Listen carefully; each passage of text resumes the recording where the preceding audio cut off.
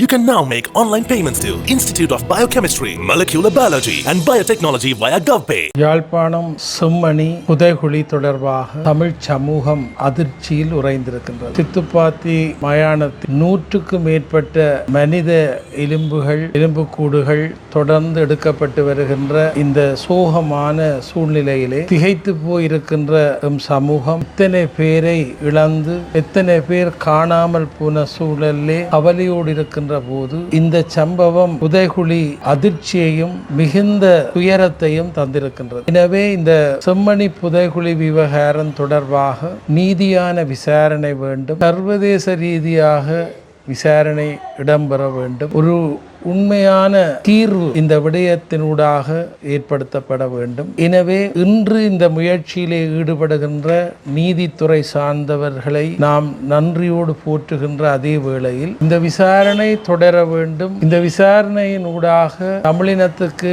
நடைபெற்ற கொடுமை இன்றைக்கு ஒரு முடிவுக்கு வர வேண்டும் என்று இந்த வேளையிலே வேண்டி செம்மணி புதைகுழி தொடர்பாக பச்சிளம் பாலகர் தொடக்கம் பெண்கள் ஆண்கள் என்று வேறுபாடின்றி இவ்வளவு கொடூரமாக புதைக்கப்பட்டிருக்கிறார்கள் என்கின்ற செய்தி உலகத்தை உலுக்கிக் கொண்டிருக்கின்றது. தமிழர்களை வியப்புக்கு ஆளாக்கி இருக்கிறது. எனவே இரக்கமில்லாமல் நடைபெற்ற யாராலும் மன்னிக்க முடியாத இந்த துயரமான சம்பவத்துக்கு இலங்கையிலே வாழுகின்ற அத்தனை ஈர நெஞ்சுடைய மனித நேய அமைப்புகளும் சமய பண்புமிக்க பெரியோர்களும் இந்த விடயத்திலே நேர்மையாக குரல் கொடுத்து சரியான ஒரு தீர்வை இந்த செம்மணி விவகாரம் பெற்றுத்தர வேண்டும் என்று இந்த வேளையிலே அகில இலங்கை இந்து மாமன்றத்தின் சார்பில் பொது வேண்டுதலை விடுக்கின்றேன். எங்கள் இனம் போர் முடிந்தும் இன்றும் எந்த விதமான முடிவற்ற ஒரு துன்ப நிலையிலே தான் தொடர்ந்து கொண்டிருக்கு. காணாமல் போன தாய்மார்கள் இந்த நாளும் கண்ணீர் வடிப்பதும் வருகின்ற போகின்ற வெளிநாட்டு தூதுவர்களுக்கு பின்னால் கெஞ்சி மன்றாடி